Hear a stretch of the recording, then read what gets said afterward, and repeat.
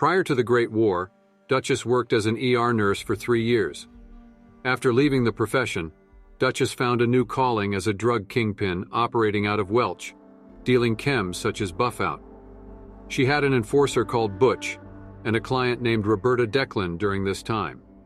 Her operation was large and successful enough to attract attention from government agencies, including the Bureau of Alcohol, Drugs, Tobacco, Firearms, and Lasers.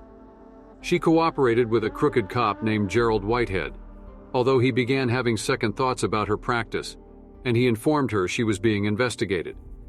Dutchess instead warned Gerald about his own dire predicament due to him associating with criminals like her.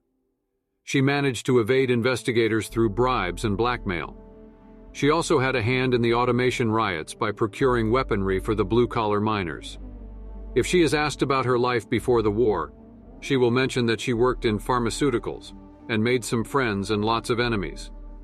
Dutchess managed to survive the bomb somehow, and the wealth and supplies she accumulated helped her get through the apocalyptic conditions better than most people. She left Appalachia, and although she considered the region to be her home, the stories of the scorched plague and monsters demotivated her from returning.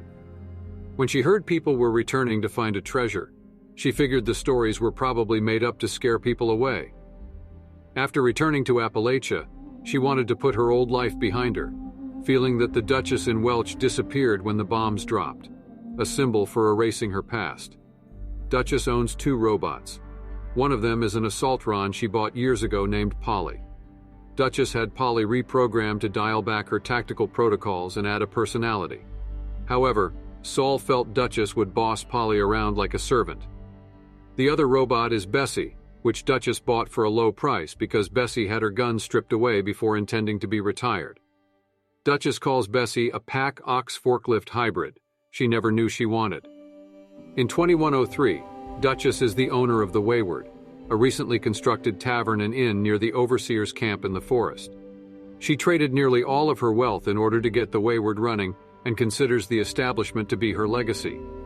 Bessie also helped carry the materials to build it as well. Dutchess is friends with a ghoul named Mordecai Mort McCoy, who is the Wayward's most loyal regular, and he lends a hand to Dutchess when needed. She is known to make and sell her own alcohol. Recently, Dutchess has been experiencing problems with aggressive patrons, particularly a gang called the Free Radicals, questioning her about a treasure hunter named Crane.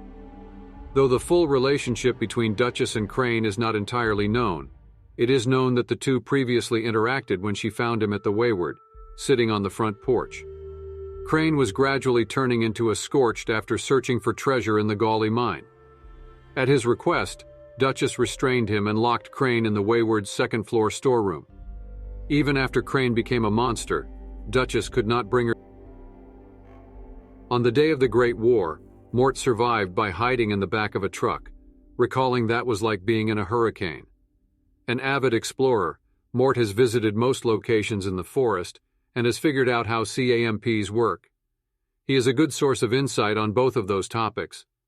Describing himself as an independent operator, Mort is often hired whenever people need to go through radiation to get something. He is a frequent patron of the Wayward and a friend of Dutchess, helping her when she needs assistance while racking up his bar tab at the same time. However, because of the help he provides, she grants forgiveness for his tab. He also mentions paying a visit to WV Lumber Company some time ago to find the place was originally crawling with super mutants. After speaking to Dutchess about dealing with the group that Batter belongs to, Mort can be spoken with to offer some holotapes on CAMPs he put together to help out the Vault Dwellers, especially if the player characters are just fresh out of the vault from being created and completing Reclamation Day.